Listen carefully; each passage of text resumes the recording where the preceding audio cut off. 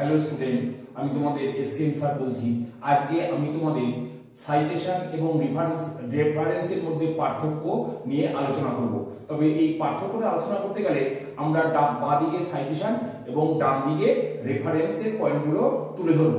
তাহলে আমরা প্রথমে সাইটেশনের দিকে 1 নম্বর পয়েন্ট বলছি, গবেষণাপত্রের মূল পাঠ্যের মধ্যে প্রয়োজনীয় অন্যের লেখা, ধারণা বা মতামত ও তার তথ্য উৎস সহকারে উপস্থাপনাকে উদ্ধৃতি বলে। আর রেফারেন্স কাকে বলে?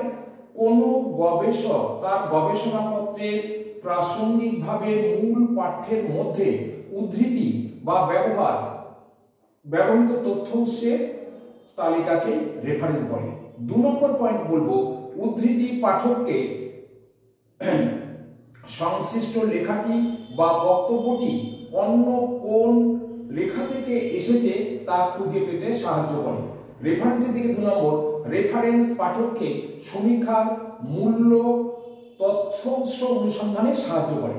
3 নম্বর পয়েন্ট রেফারেন্স সাইটেশনের দিকে, উদ্ধৃতি গবেষণাপত্রের মূল পাঠ্যের মধ্যে এবং টিকা সংশ্লিষ্ট পৃষ্ঠার নিচে তুলে ধরা হয়। রেফারেন্সের দিকে 3 নম্বর পয়েন্ট, রেফারেন্স গবেষণাপত্রের সর্বশেষ ধাপে উল্লেখ করা হয়।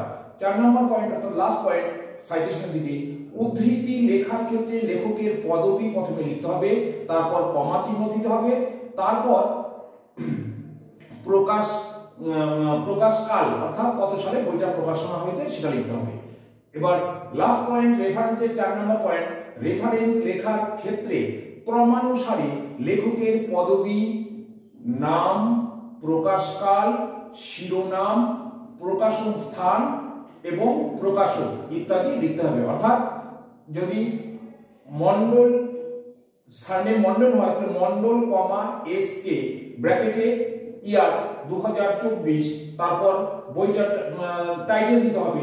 টাইটেল লেখার পর কোথা থেকে বইটা প্রকাশনা হয়েছে, যেমন কলকাতা থেকে হয়েছে, এবং প্রকাশকের নামটি তখন সে পরে ও প্রকাশকের নাম দিতে হবে।